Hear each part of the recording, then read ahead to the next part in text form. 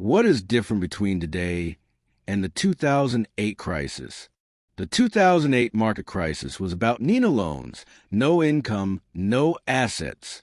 Banks were handing out money left and right based on stated incomes. Try qualifying for a $720,000 loan. How much money did you make last year? I'm a teacher, $48,000. You won't qualify.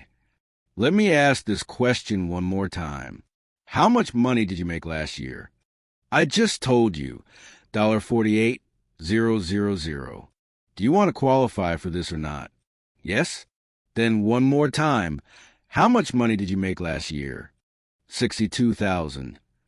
That's what it was. No income, no assets. In 2008, in 2007, I remember the month I knew it was all over. The guy in Los Angeles making $400,000 a month in an office in Topanga Valley with 30,000 square feet of office space. By November 2007, he shut down. This was right after seeing WAMU, Countrywide, all these other companies doing what they were doing. Very problematic when that happened. Then you saw cities like Riverside County with 65% of homes in foreclosure. Then you saw loan modifications. Then you saw people buying 5 or 6 houses, paying the negative amortization payment. This program came from Australia with the same story you always hear. It was supposedly only for wealthy people. If you have a $20 million loan on a house and $40 million in a bank account, I'll give you $20 million, no problem. You have 4 payment options. A 15-year loan, which will be the largest payment, a 30-year fixed reasonable but not a 15-year loan, interest only, where you literally just pay interest and the loan stays the same amount, or your negative amortization payment, meaning the loan grows bigger every month you pay it. For the average person in America, it would have looked like this. Negative amortization payment, $1,200 per month. Interest only, $1,800 per month. 30-year fixed, $3,100 per month. 15-year, for $1,500 per month. So people were told, buy another house and another and another. They had 5 houses, each with a $1,200 monthly payment. I can afford that. Except that low payment only lasted for 2 to 5 years. Then, suddenly, that $1,200 monthly payment jumped to $2,000. Multiply that by 5 houses. How do you come up with $10,000 a month? You don't. Boom, foreclosure. But that's not today's case study. Today's case study is about how the government thought it was a great idea to drop interest rates to 1% while we already had loans at 3%. Then, we experienced a 128-month economic expansion. By the way, if COVID hadn't happened, it would have stretched to 150 months, which isn't necessarily a good thing. During that cycle, money was so cheap that people scooped it up and started buying everything in sight. It's so cheap. Go buy a house, go buy a car, rates are low. Big companies were securing $50 million, $100 million, even $200 million lines of credit. Get all the money you can. Then COVID hit. Philosophically, it was a spectacle. Work from home for 18 months. That's what you have to do. Companies like Twitter, under Jack Dorsey, and many others announced, you can work from home for the rest of your life. How noble of them. After all, that's what had to be done. But then, people started abusing the system. Employees secretly worked 2 jobs, collecting $2,000 from one, another $2,000 from another, and even $8,000 from a third. Suddenly, they were living a $70,000 a year lifestyle, thinking they could commit this fraud forever, not realizing it wouldn't last. Then came the flood of money into the system. Suddenly, people had more cash in the bank than ever before. At one point, Americans held $2.2 trillion in cash savings. But quarter by quarter, that number dropped. $2.2 trillion, $1.7 trillion, $1.4 trillion, $1.1 trillion. National savings kept dwindling. Meanwhile, the government kept printing more money. Then came the elections. Then COVID was over. And now the challenge was getting people back to work. But they didn't want to. They wanted to keep working from home. Then companies like Goldman Sachs, David Solomon, started saying, you don't have to be there Monday morning to be accountable, but if you're not, you won't get your bonus. People got creative. That's unfair. That's not cool. I'll get another job. Many did. Some companies pushed back. No, we're not doing that. Then you have some war, madness with another war, all these things happening. Suddenly, Jerome Powell sees inflation at 8%. Wait a minute, what's happening here? We need to get this down to 2%. How? Start raising interest rates. We raise them. This is insane.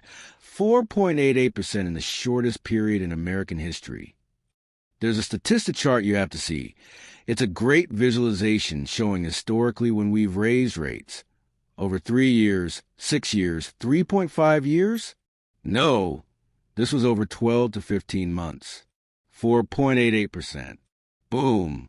Hoping that inflation would drop by some divine miracle, we saw only a slight movement. Home sales hit a 20-year low. Mortgage applications fell to a 27-year low. If you have friends in lending, whether in mortgages or real estate, you've seen the impact firsthand. Just 3 years ago, these were people making $500,000 a month. Now they're making nothing. Even those who used to earn $1,000 a month are now struggling to make $8,000 a month in loans. And why? Because there are no loan applications. Even new homes aren't selling, which means no new home loans are being generated. Home sales are low because typically, when refis drop, people sell homes. Nobody's selling homes today. Why? Because they still have some cash and don't want to give up that 3% loan they got a year and a half ago. Then you look at the data. If I sell this house, I have to buy another at 8%. I'm not doing that. Why would I? So they don't. No incentive to sell. What's the countdown here? A few things. Jerome Powell is trying to raise rates, hoping unemployment rises. That's what we need. But it's not moving yet. 3.7%, 3.5%, 3.8%, 3.9%. It's stuck. So either unemployment needs to rise, or people need to run out of money. If people run out of money and get stressed, guess what they do? They sell the house. Today, numbers came out saying it's 55% cheaper to rent than buy. The highest ever. This is a season to buy. It's a season to rent. Meanwhile, the economy is growing. The Dow Jones at all-time highs, but based on 7 companies. The Magnificent Seven, you know who they are: NVIDIA, Facebook, Amazon, Apple, etc. These 7 companies are preventing the market from crashing. Powell is now dealing with a war. He's scared. He wanted to raise rates a quarter point, but didn't because of the Israel war. Then the data shows, by far the most interesting data to answer your question. How long after these 5 situations will we raise rates multiple times, in the shortest, most condensed time frame? Does a recession typically come? There's a formula. The recession generally comes, on average, 11 months after the last month they raise rates. What does this mean? If Powell is done raising rates, and the last hike was in September, then the recession would come when? October. So, October, November, December, January, February, March, April, May, June, July, August. August 2025. That's if it follows the trends of the last 5 rate hike cycles. But here's how I started the story. The doctor who's seen 4,000 different patients. The problem with everything I just told you is I could be completely wrong, because there's a fifth patient the doctor says, I've never seen this before. We've never seen the current climate before. To map it and say, well, according to this and that, we've never had this situation before. That's what really makes me tense. But there are fundamentals where when I look, I think, how is this sustainable? What I keep remembering is debt and interest. When you look at charts showing interest payments, how they'll keep rising. Even people who locked in low fixed rates for 3 years in the corporate market, all that disappears in a few years. Then you start looking at the numbers. It's absolutely unsustainable. The bad news? It's unsustainable at every level. Individuals, more in debt than ever or close. Psychotic amounts of debt. Corporations, ridiculous debt. The nation, ridiculous debt.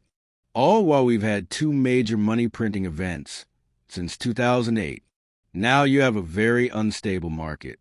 There's a great quote, Minsky's financial instability hypothesis. He said, when an economy is stable, people become optimistic. When people are optimistic, they borrow. When they borrow, the economy becomes unstable. And that's without the crazy rate hikes. To me, it seems obvious something has to give. Gravity insists things come back down. But it hasn't happened yet. Just when I want to be optimistic and say, obviously, this will collapse, it just doesn't. My gut says a recession is inevitable, but the market can stay irrational longer than you can stay solvent. Why hasn't it happened yet?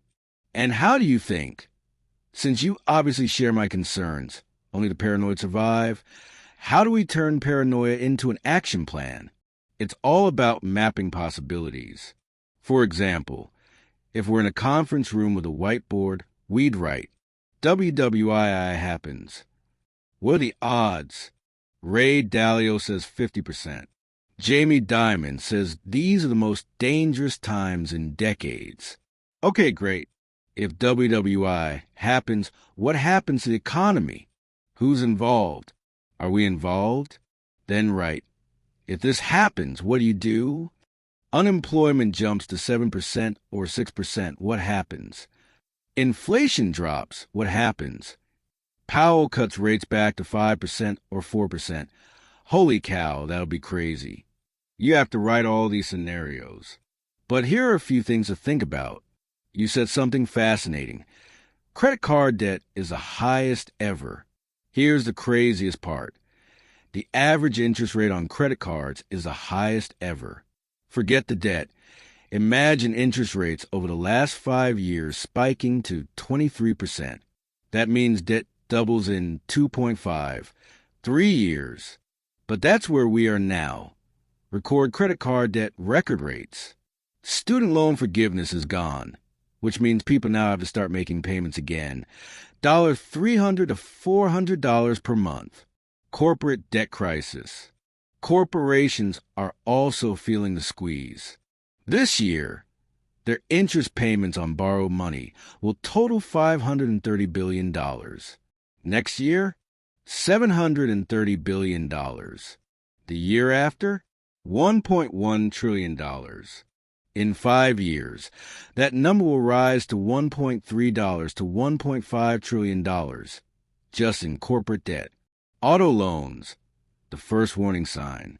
Subprime borrowers are starting to default at higher rates, a key early warning signal. The scariest one, U.S. national debt. The U.S. now has $35 trillion in debt, a level never seen before. What does that mean? No one fully understands. But here's the reality. Of the $8 trillion in variable rate debt, the rates are recalibrating. Every time interest rates increase by 1%, the U.S. pays an additional $320 billion in interest. If rates rise by 3%, that's an extra $1 trillion per year. At 6%, we're looking at $2 trillion more in interest payments annually, the Vegas indicator. Want to know if the economy is back to normal? Look at Las Vegas. If Vegas is booming, things are fine. But when you're there, Talk to Uber and taxi drivers. Ask them, how are conventions? How's traffic? Are events getting canceled? They're the leading indicators of economic health. Transportation, a hidden red flag. I consult for many transportation companies. One of my friends runs a construction business. It's thriving. But among my transport clients, 2 companies doing $100 million and $80 million. Another, which was pulling in $1 billion annually, is down 70%. Why? Walmart and Amazon. If transportation demand drops 70%, what do they know that we don't? The biggest fear, a reverse market crash. My biggest concern, a market crash. But in reverse, just like what happened in Venezuela. What if interest rates are cut and the Dow and S&P skyrocket to 40,000, 50,000, 60,000? Is that just the dollar losing purchasing power? Yes, exactly. The more we print, the less our money is worth. A lesson from the Michael Jordan rookie card. A BGS 9.5 Michael Jordan rookie card sold for $78,000 years ago. Insane, right? But then more 1986 Fleer boxes surfaced, more cards got graded, and suddenly $78,000, $60,000, $50,000, $40,000, $30,000. Now, maybe $20,000 to $25,000. More supply reduces value. The same thing happens with the U.S. dollar. The rich don't care. They benefit from printing. The poor/middle class, they spend and money flows up. BlackRock says, print $10T? Great, we'll buy everything. The middle class is shrinking every time we print money. Money is the easiest thing you'll ever make. If you're not making millions in America, you're not following a basic formula. Unfortunately, we have too many distractions pulling us away from building wealth.